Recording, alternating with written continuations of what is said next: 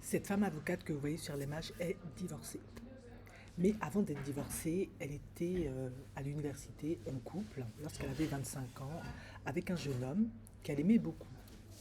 Et elle a poursuivi ses études et elle a finalement réussi à devenir une avocate brillante de surcroît, puisque à la fin de leurs études, ils se sont mariés. Lui, il était infirmier, elle était avocate.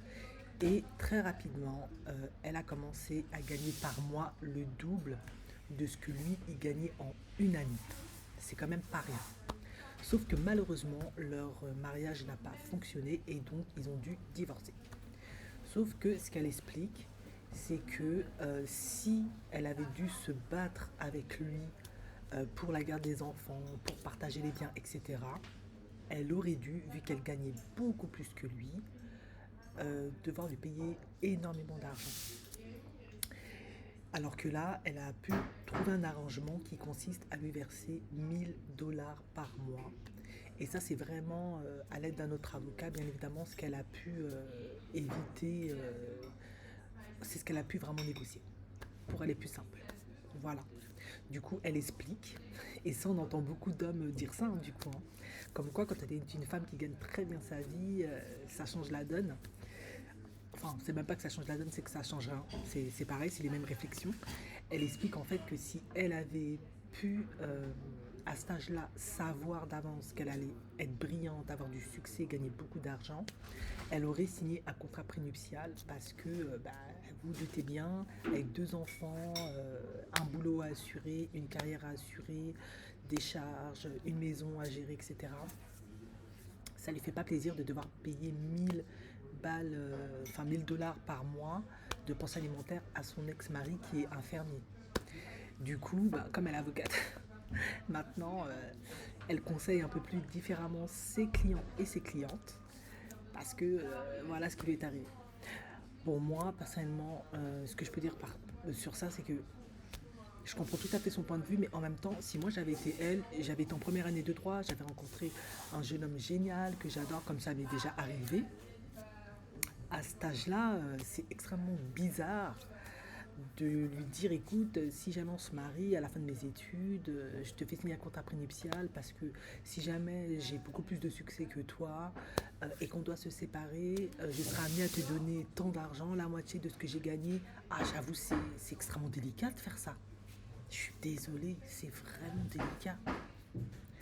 Donc moi en fait, d'ailleurs c'est même pas moi, en fait ça m'est déjà arrivé de me retrouver en relation où moi j'étais celle qui avait des jobs étudiants, voilà, plus d'argent et j'aidais de temps en temps. Donc à cet âge-là, c'est dingue de penser comme ça. Honnêtement, on est jeune, on vit l'instant présent la plupart du temps, on est amoureux, on veut pas se prendre la tête sur un certain nombre de choses en fait. Franchement, ça ferait trop bizarre. Bien que je sais que on met les émotions de côté, on est plus dans la réflexion, dans la logique, mais c'est quand même bizarre de commencer une relation amoureuse comme ça. Et comment c'est vraiment bizarre. Je pense que c'est peut-être beaucoup plus logique de partir sur ce genre de se positionner, ce genre d'idée là, une fois qu'on a déjà été marié, voilà. Là, c'est peut-être différent. C'est peut-être ça se vend beaucoup mieux déjà au prochain partenaire. Mais t'as 25 ans, tu lui sors ça, mais c'est un truc de malade.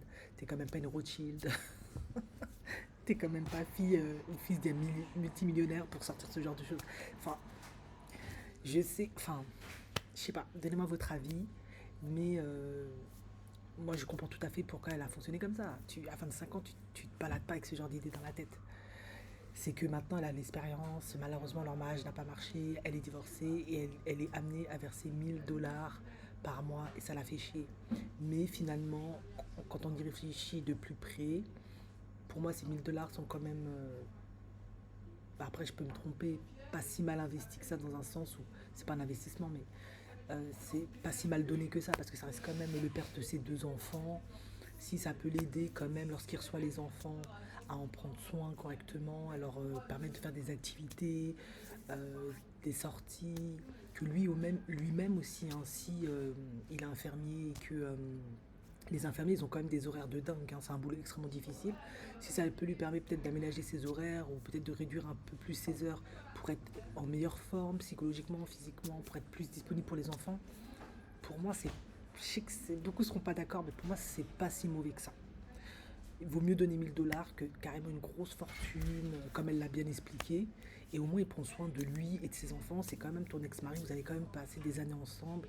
C'est pas un étranger, c'est pas n'importe qui, quoi. Faut arrêter. Maintenant, voilà, moi c'est ma vision. D'autant plus que beaucoup d'hommes, voilà, hein, beaucoup ils jouent le jeu. Ils versent la pension alimentaire à la femme, comme ça permet à la femme de rester à la maison, de prendre soin des enfants, parce que c'est souvent les femmes qui gardent les enfants, de se maintenir, de leur faire des activités chouettes, de leur permettre de manger de manière bien, de bons aliments, partir en voyage s'il faut. Voilà, c'est quand même pas une mauvaise chose en fait. C'est pas de l'argent perdu. C'est vrai que s'ils n'avaient pas eu d'enfants et que cet argent, ça servait qu'à lui et à gérer d'autres minettes, ce serait autre chose. Mais ils ont quand même 2 enfants, donc bon.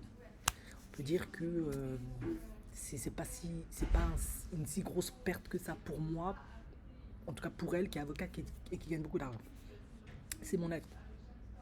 Mais bon, vous l'avez compris, selon elle, si vous avez 25 ans et que vous vous apprêtez à être avocate, dites-vous que vous allez gagner beaucoup d'argent, donc faites un contrat prénuptial. Enfin, je ne vous le conseille pas parce que je crois que la personne va se tirer en courant. Vous risquez de rester célibataire à vie. Mais qui sait?